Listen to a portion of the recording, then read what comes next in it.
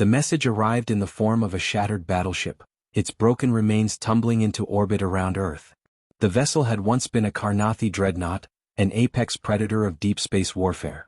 It was larger than any human-built warship, armed with planet-cracking weaponry, and reinforced with bioadaptive armor that was supposed to be impenetrable. Supposed to be. No. It was a mangled, drifting husk. Shattered hull plating. Gaping wounds from hypervelocity impacts. The ship's once proud banners, displaying the insignia of the Karnathi Dominion, were charred beyond recognition. And scrawled across the ruined wreckage in perfect Karnathi script were 6 chilling words. "We're not mad. Just disappointed ****. And armed? ####. They thought we would break. The Karnathi had come to Earth expecting an easy war. They had studied us from afar. Watched our broadcasts, analyzed our history, and observed our countless internal conflicts. They had seen our wars, our self-inflicted wounds, our endless capacity for violence. They had seen Hiroshima. They had seen Dresden. They had seen the trenches of World War I, where men drowned in mud and poison gas. And they had laughed. Because to the Karnathi, war was sacred. To them, combat was an art refined over millennia. Their wars were ritualistic, bound by ancient codes of honor. Victory was determined not just by brute force, but by displays of superior strategy and warrior discipline. Humanity, by contrast, was a mess.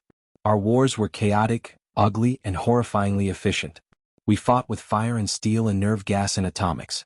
We waged total war, grinding our enemies into dust. We did not fight for honor. We fought to win. The Karnathi saw this and thought, these creatures have no discipline, no order. They will shatter at the first sign of true war ****. They were wrong. #### The first strike. The Karnathi fleet arrived in force, 300 warships, descending upon Luna Station with the intent of wiping out humanity's orbital defenses in a single decisive strike. They assumed Earth would panic. That we would fall to infighting, that we would scramble to negotiate surrender before the first bomb even fell. Instead, humanity did something they hadn't predicted. We did not run. We did not plead. We fired first. The USS Sagan, a newly commissioned battleship stationed near Mars, obliterated the Karnathi vanguard before they even entered low orbit. Not with sophisticated alien technology. Not with hyper-advanced AI battle strategies. With a railgun. A very big railgun. Fired at a fraction of light speed. The first Karnathi dreadnought ceased to exist before its crew even registered the impact. The second split apart at the seams, its armor plating shredded like paper. The third managed to launch a single return shot before another tungsten slug tore through its reactor core, igniting a fireball that lit up the Martian sky. And that was just one ship. ####. They didn't understand what they were fighting. The Karnathi panicked. They had expected a slaughter, not a counterattack. They had assumed humans would fight like prey, lashing out in desperation. Instead, we fought like apex predators. Within 30 minutes, every orbital installation on Luna and Mars had synchronized their defenses, coordinating with an efficiency that should not have been possible for a species still in its infancy on the galactic stage. Within an hour, Earth's nations that had spent centuries in political deadlock, had mobilized their combined military might into a singular, unified war effort. And within a day, humanity did something the Karnathi had never even considered. We hunted them down. The Karnathi fleet had assumed that if their initial attack failed, they could simply retreat, regroup, and return with greater numbers. They never got the chance. Because humanity? We don't do honorable retreats. We chase. We adapt. We strike back harder.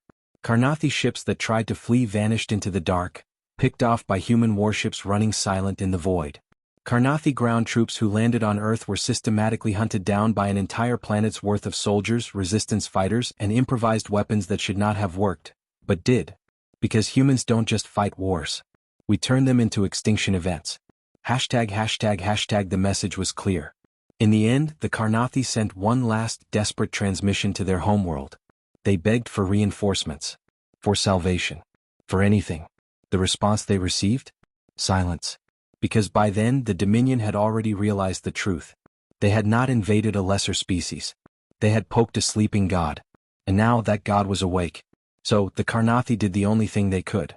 They sent a single crippled dreadnought, what remained of their once invincible fleet, back to their leaders. A warning. A declaration. A message written in their own language, carved into the wreckage by human hands. We're not mad.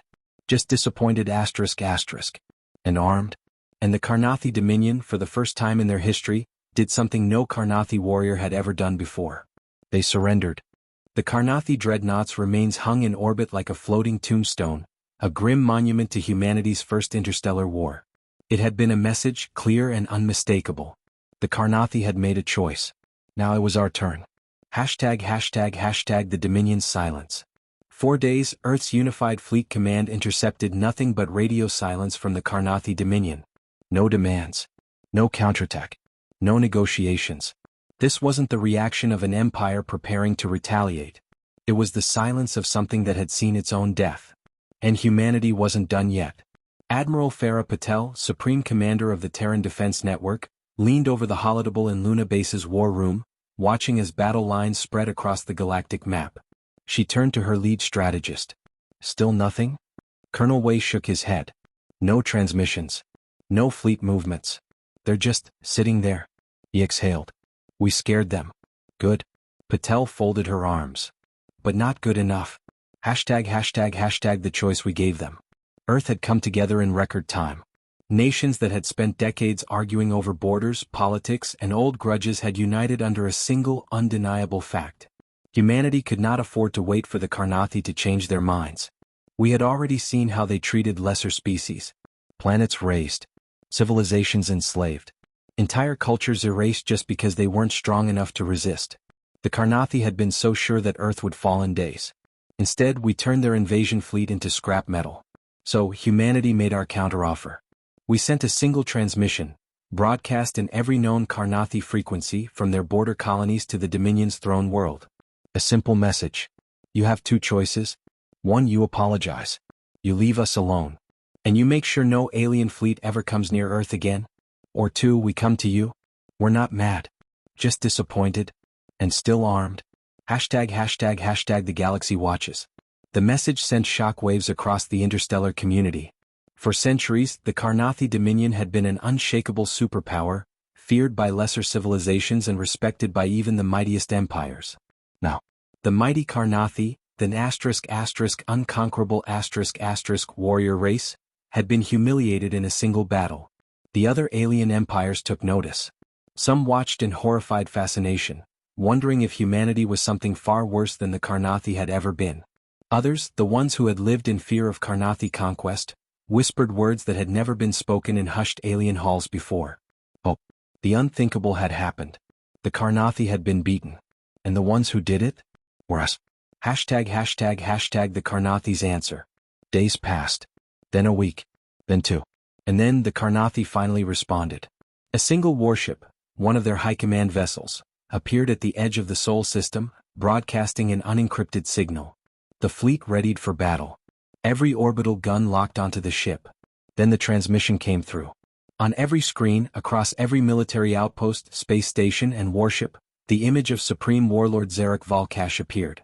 Once, his name had commanded fear across the stars. Now, he looked defeated. A deep, reluctant growl came from his throat as he spoke.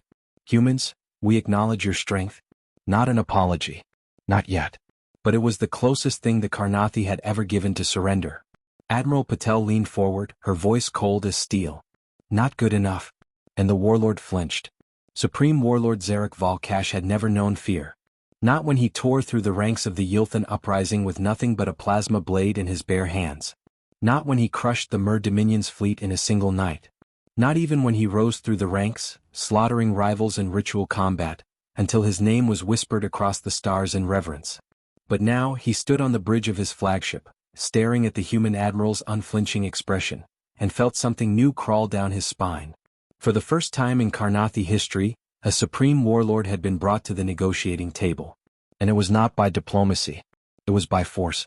#### no more lies. The warlord exhaled sharply. What more do you demand, human? His voice, once thunderous, now held an edge of uncertainty. Admiral Patel leaned forward, unblinking.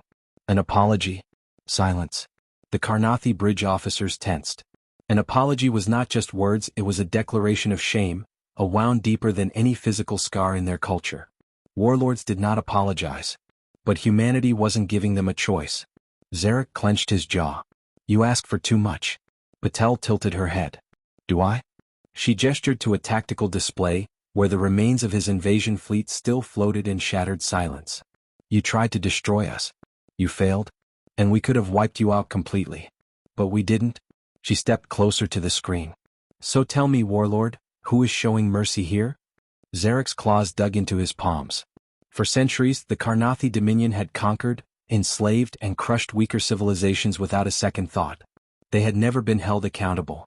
Until now. Until humans. And the worst part? He knew she was right. #### the warning. Zarek inhaled deeply, steadying himself. Very well. He turned to his officers and, in the ancient ritual language of the Karnathi, spoke the words no warlord had ever uttered before. We were wrong. A ripple of shock spread through his crew. We underestimated you. A growl of discontent rumbled through the bridge. And we will never make that mistake again. His eyes burned as he met Patel's gaze. Is that enough? The admiral studied him for a long moment, then nodded. It'll do. For now. But then she leaned in, her next words quiet but sharp as a blade. Remember this, Karnathi. We gave you a chance to walk away. She tapped the screen. The ruins of their dreadnought still drifted in the void, the words humanity had carved into it still burning like a scar. Next time? We won't.